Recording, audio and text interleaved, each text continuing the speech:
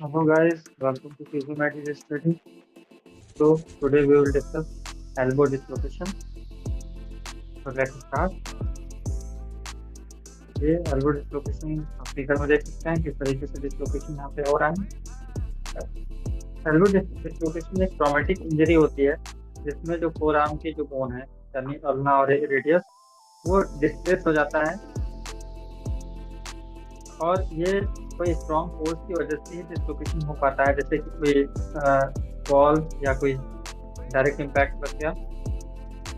बहुत ही अनकॉमन होता है एल्बो डिसलोकेशन और जब भी हो जाता है तो बहुत ज़्यादा पेनफुल और डिसेबलिंग कंडीशन हो जाती है। टाइप्स की अगर बात करें तो ये चार तरीके का होता है। Posterior dislocation, anterior dislocation. Simply इसमें कुछ नहीं, पोस्टीरियर डिसलोकेशन जो है उसमें जो अल्ना और रेडियस है वो पोस्टीरियरली शिफ्ट हो जाते हैं। एंटीरियर एल्बो डिसलोकेशन में जो रेडियस और अल्ना है वो एंटीरियर साइड डिसलोकेट हो जा रहा है, जैसा कि आप फिगर में देख सकते हैं इस तरीके से हो रहा है। और लेटरल डिसलोकेशन में जो रेडियस और अल्ना है वो लेटरल साइड यानी साइड मीडियली भी हो सकता है या फिर लेटरली हो सकता है, दोनों साइड वो शिफ्ट कर सकता है। और कॉम्प्लेक्स एल्बो डिसलोकेशन क्या है कि बहुत ही कॉम्प्लेक्स होता है। इसमें जो बोन्स है वो मल्टीपल प्लेन में डिस्प्लेस हो सकती है, कि बहुत ज़्यादा सीवियर फॉर्म होता है एल्बो डिसलोकेशन का।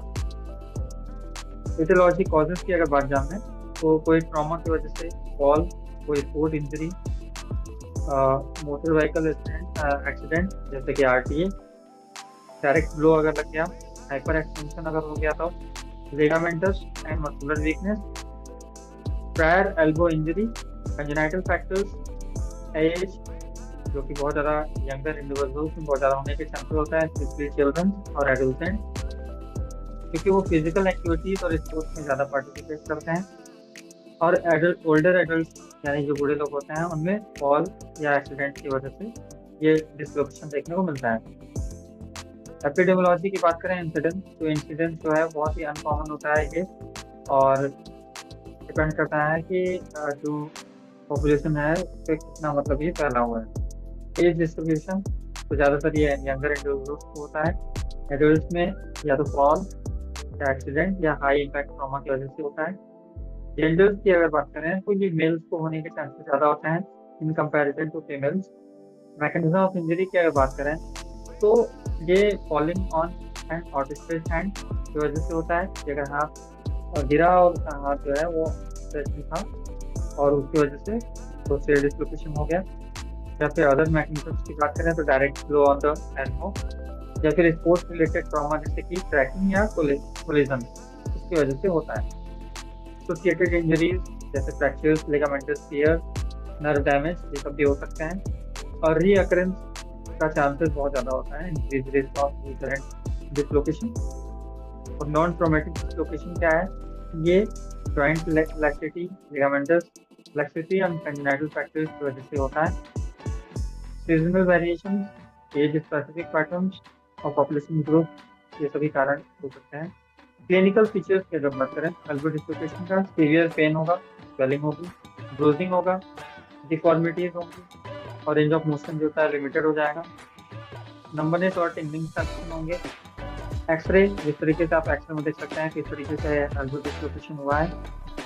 मैनेजमेंट के लिए तो हम लोग अर्ली एक्टिव मोबिलाइजेशन कराएंगे फर्स्ट 2 to 3 वीक्स में, और डायनेमिक एल्बो स्प्लिंट लगाएंगे ताकि जो भी मोबिलिटी है वो स्टॉप हो जाए। 4 से 7 में ये हम कराएंगे। Valgus stretching should be avoided during rehabilitation because it can lead to instability और रिपीटेड डिसलोकेशन। फिर क्या है, पैसिव रेंज ऑफ मोशन हम धीरे धीरे कर अवॉइड करेंगे इसमें एक्सेसिव, और जो कि इसकी वजह से स्वेलिंग और इन्फ्लेमेशन बढ़ सकता है। 1 वीक से बिगनिंग होने के बाद हम hinge range of motion elbow brace लगाएंगे, तो 30 to 90 डिग्री तक रहेगा। और हर एक वीक में मोशन जो है ब्रेस का वो हम इंक्रीज करेंगे 5 से लेकर 10 डिग्री तक फ्लेक्शन में।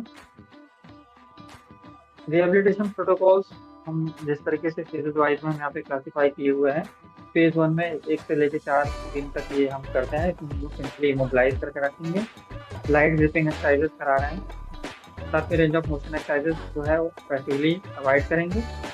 फेज 2 में क्या कराएंगे, ये 4 से लेकर 14 दिन तक होगा, में हम जो पोस्टीरियर स्प्लिंट है उसे हिंज एल्बो ब्रेस से हम रिप्लेस कर देंगे, जो कि 15 से 90 डिग्री पर सेट हो जाएगा। Wrist and finger active range of motion exercises कराएंगे और लाइट बाइसेप्स कर्ल कराएंगे, इसमें शोल्डर एक्सरसाइजेस कराएंगे। फेज 3 में वीक 2 to 6 वीक में हिंज एल्बो ब्रेस जो है वो 0 to पोल फ्लेक्शन तक हम सेट कर देंगे। पीआरई और ग्रेजुअल वेट प्रोग्रेशन एक्सरसाइजेस कराएंगे, स्पोर्ट स्पेसिफिक एक्सरसाइजेस कराएंगे और फिर हम उसको रिटर्न टू स्पोर्ट्स और रिटर्न टू एक्टिविटीज में उसको ले आएंगे। Thank you so much guys for watching this video.